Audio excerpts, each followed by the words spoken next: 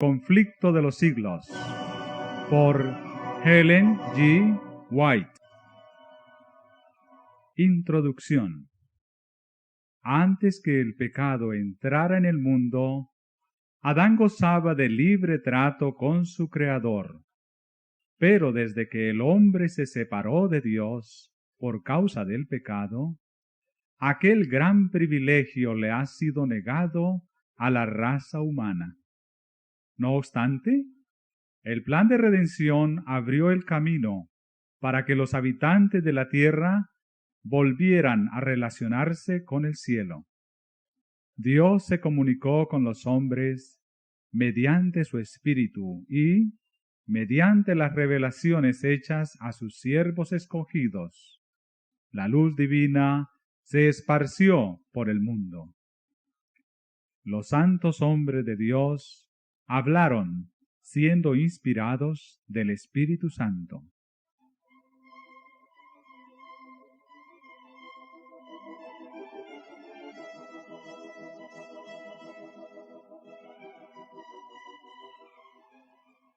Durante los 25 primeros siglos de la historia humana no hubo revelación escrita.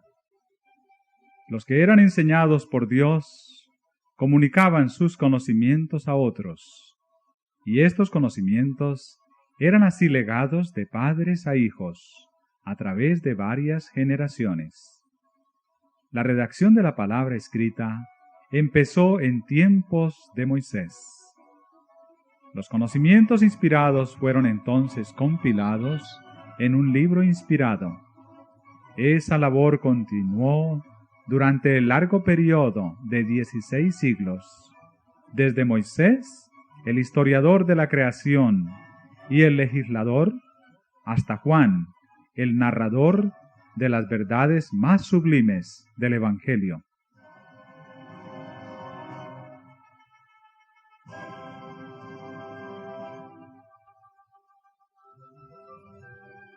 La Biblia nos muestra a Dios como autor de ella, y sin embargo fue escrita por manos humanas. Y la diversidad de estilo de sus diferentes libros muestra la individualidad de cada uno de sus escritores. Las verdades reveladas son todas inspiradas por Dios, y con todo están expresadas en palabras humanas. Y es que el Ser Supremo e Infinito iluminó con su espíritu la inteligencia y el corazón de sus siervos.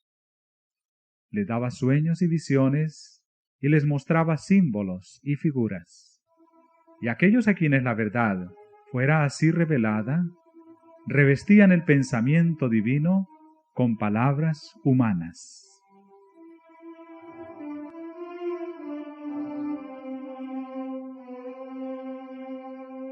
Los 10 mandamientos fueron enunciados por el mismo Dios y escritos con su propia mano.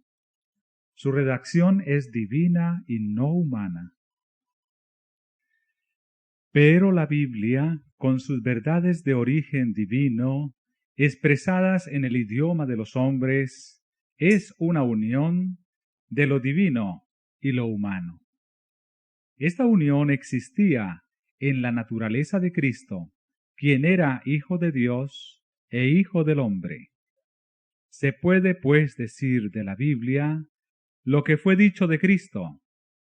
Aquel Verbo fue hecho carne y habitó entre nosotros.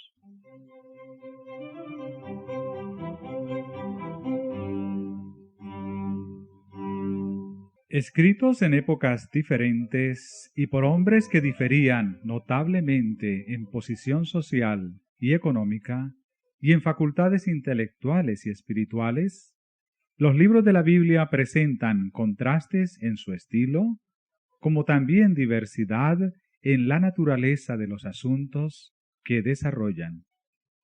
Sus diversos escritores se valen de expresiones diferentes. A menudo la misma verdad está expresada por uno de ellos de modo más patente que por otro. Ahora bien, como varios de sus autores nos presentan el mismo asunto desde puntos de vista y aspectos diferentes, puede parecer al lector superficial, descuidado y prevenido que hay divergencias o contradicciones.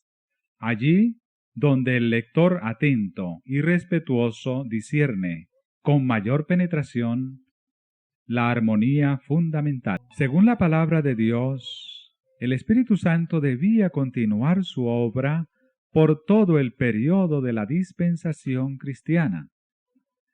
Durante las épocas en que las escrituras tanto del Antiguo como del Nuevo Testamento eran entregadas a la circulación, el Espíritu Santo no dejó de comunicar luz a individualidades aisladas, amén de las revelaciones que debían ser incorporadas en el sagrado canón. La Biblia misma da cuenta de cómo, por intermedio del Espíritu Santo, ciertos hombres recibieron advertencias, censuras, consejos e instrucción que no se referían en nada a lo dado en las Escrituras. También habla de profetas que vivieron en diferentes épocas, pero sin hacer mención alguna de sus declaraciones.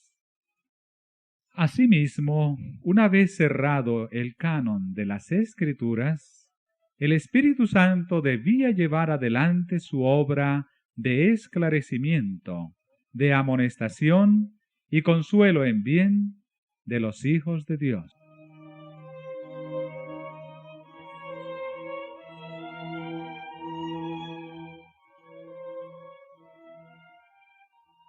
Jesús prometió a sus discípulos el Consolador, el Espíritu Santo, al cual el Padre enviará en mi nombre. Él os enseñará todas las cosas y os recordará todas las cosas que os he dicho. Cuando viniere aquel Espíritu de verdad, Él os guiará a toda verdad y os hará saber las cosas que han de venir.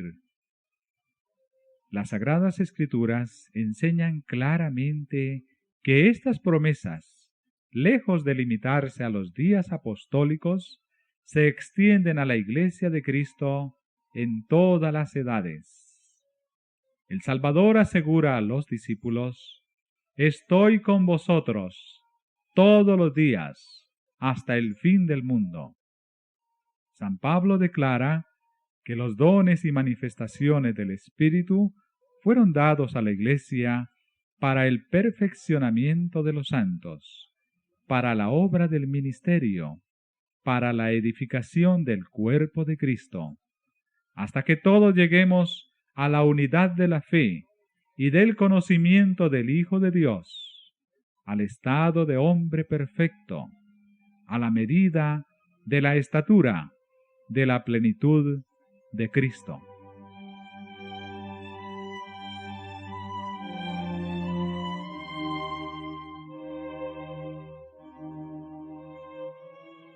En favor de los creyentes de Éfeso, el apóstol rogó así: que el Dios de nuestro Señor Jesucristo, el Padre de la gloria, os conceda espíritu de sabiduría y de revelación en el conocimiento de Él, siendo iluminados los ojos de vuestro entendimiento, para que conozcáis cuál sea la esperanza de vuestra vocación, y cuál la soberana grandeza de su poder para con nosotros que creemos. Que el ministerio del Espíritu Divino iluminará el entendimiento y revelará a la mente las cosas profundas de la santa palabra de Dios. Tal era la bendición que San Pablo pedía para la iglesia de Éfeso.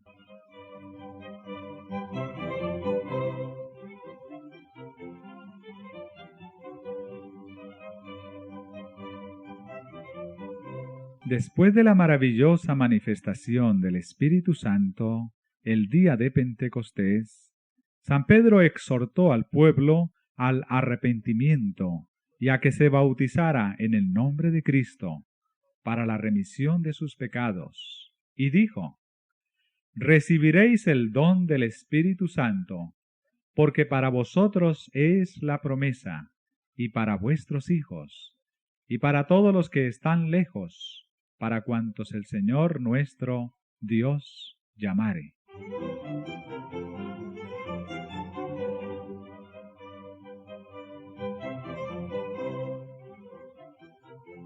El Señor anunció por boca del profeta Joel que una manifestación especial de su Espíritu se realizaría en el tiempo que precedería inmediatamente a las escenas del gran día de Dios. Esta profecía se cumplió parcialmente con el derramamiento del Espíritu Santo el día de Pentecostés, pero alcanzará su cumplimiento completo en las manifestaciones de la gracia divina que han de acompañar la obra final del Evangelio.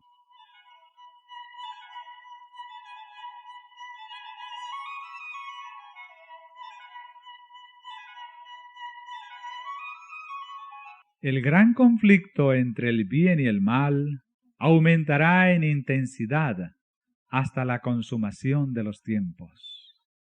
En todas las edades la ira de Satanás se ha manifestado contra la Iglesia de Cristo, y Dios ha derramado su gracia y su espíritu sobre su pueblo para robustecerlo contra el poder del maligno.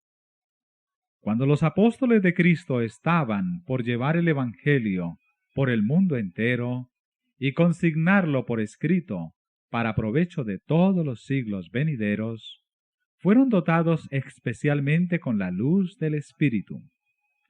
Pero a medida que la Iglesia se va acercando a su liberación final, Satanás obrará con mayor poder, descenderá teniendo grande ira, sabiendo que tiene poco tiempo. Obrará con grande potencia y señales y milagros mentirosos. Por espacio de 6000 años, esa inteligencia maestra, después de haber sido la más alta entre los ángeles de Dios, no ha servido más que para el engaño y la ruina. Y en el conflicto final se emplearán contra el pueblo de Dios todos los recursos de la habilidad y sutilezas satánicas y toda la crueldad desarrollada en esas luchas seculares. Durante este tiempo de peligro, los discípulos de Cristo tienen que dar al mundo la amonestación del segundo advenimiento del Señor, y un pueblo ha de ser preparado, sin mácula y sin reprensión, para comparecer ante Él a su venida. Entonces, el derramamiento especial de la gracia y el poder divinos no será menos necesario a la Iglesia que en los días apostólicos.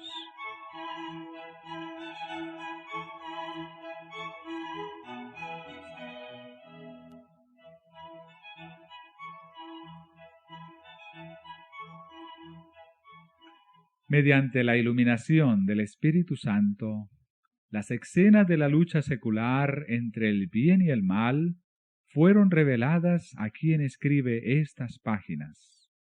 En una y otra ocasión se me permitió contemplar las peripecias de la gran lucha secular entre Cristo, príncipe de la vida, autor de nuestra salvación, y Satanás, príncipe del mal, autor del pecado y primer transgresor de la santa ley de Dios.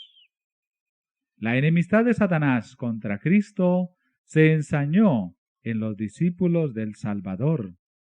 En toda la historia puede echarse de ver el mismo odio a los principios de la ley de Dios, la misma política de engaño mediante la cual se hace aparecer el error como si fuese la verdad.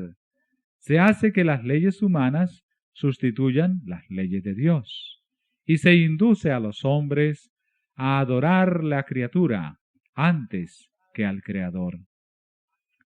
Los esfuerzos de Satanás para desfigurar el carácter de Dios para dar a los hombres un concepto falso del Creador y hacer que le consideren con temor y odio más bien que con amor. Sus esfuerzos para suprimir la ley de Dios y hacer creer al pueblo que no está sujeto a las exigencias de ella. Sus persecuciones, dirigidas contra los que se atreven a resistir sus engaños, han seguido con rigor implacable. Se puede ver en la historia de los patriarcas, de los profetas y apóstoles, de los mártires y reformadores.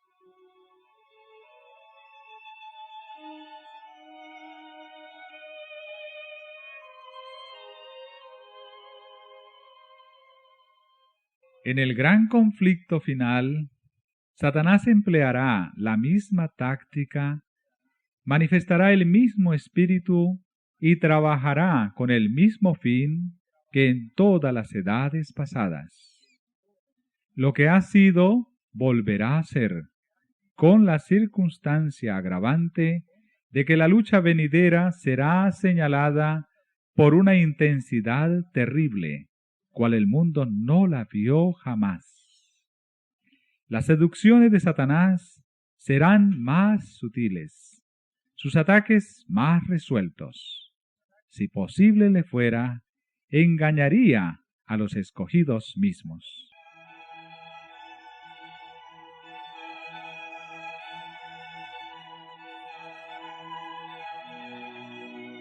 Al revelarme el Espíritu de Dios, las grandes verdades de su palabra y las escenas del pasado y de lo porvenir, se me mandó que diese a conocer a otros lo que se me había mostrado y que trazase un bosquejo de la historia de la lucha en las edades pasadas, y especialmente que la presentase de tal modo que derramase luz sobre la lucha futura que se va acercando con tanta rapidez.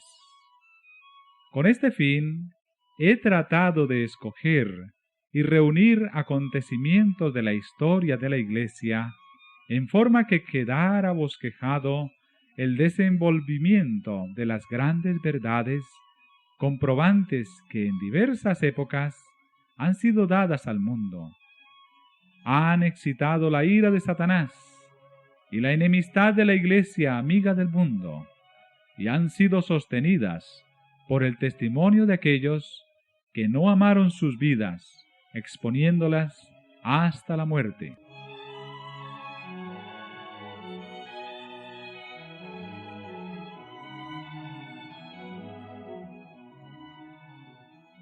En esos anales podemos ver un anticipo del conflicto que nos espera. Considerándolos a la luz de la palabra de Dios y por la iluminación de su Espíritu, podemos ver descubiertos las estratagemas del maligno y los peligros que deberán evitar los que quieran ser hallados sin mácula ante el Señor a su venida.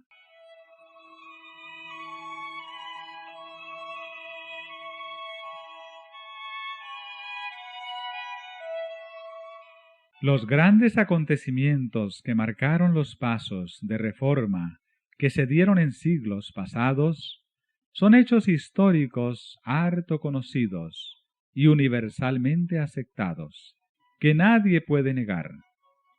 Esa historia la he presentado brevemente, de acuerdo con el fin y objeto de este libro, y con la concisión que necesariamente debe observarse, condensando los hechos en forma compatible con una clara inteligencia de las enseñanzas consiguientes. En algunos casos, cuando he encontrado que un historiador había reunido los hechos y presentado en pocas líneas un claro conjunto del asunto, o agrupado los detalles en forma conveniente, he reproducido sus palabras, no tanto para citar a esos escritores como autoridades, sino porque sus palabras resumían adecuadamente el asunto. Y al referir los casos y puntos de vista de quienes siguen adelante con la obra de reforma en nuestro tiempo, me he valido en forma similar de las obras que han publicado.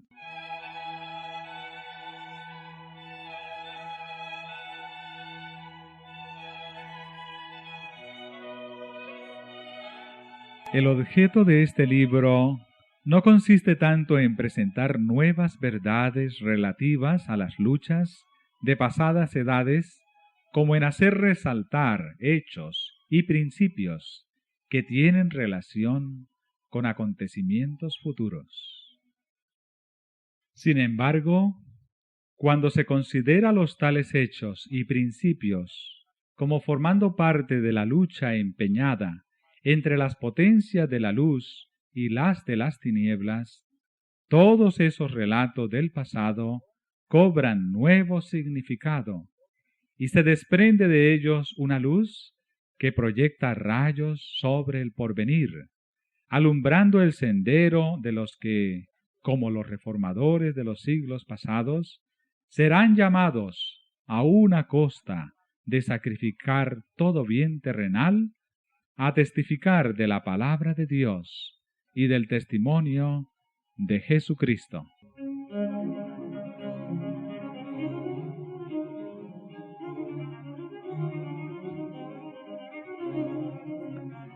Desarrollar las escenas de la gran lucha entre la verdad y el error, descubrir las tretas de Satanás y los medios de resistirle con éxito, presentar una solución satisfactoria del gran problema del mal, derramando luz sobre el origen y el fin del pecado en forma tal que la justicia y benevolencia de Dios en sus relaciones con sus criaturas queden plenamente manifiestas, y hacer patente el carácter sagrado e inmutable de su ley, tal es el objeto de esta obra. Que por su influencia muchos se libren del poder de las tinieblas y sean hechos actos para participar de la suerte de los santos en luz, para la gloria de aquel que nos amó y se dio a sí mismo por nosotros. Tal es la ferviente oración de la autora, Ellen G. White.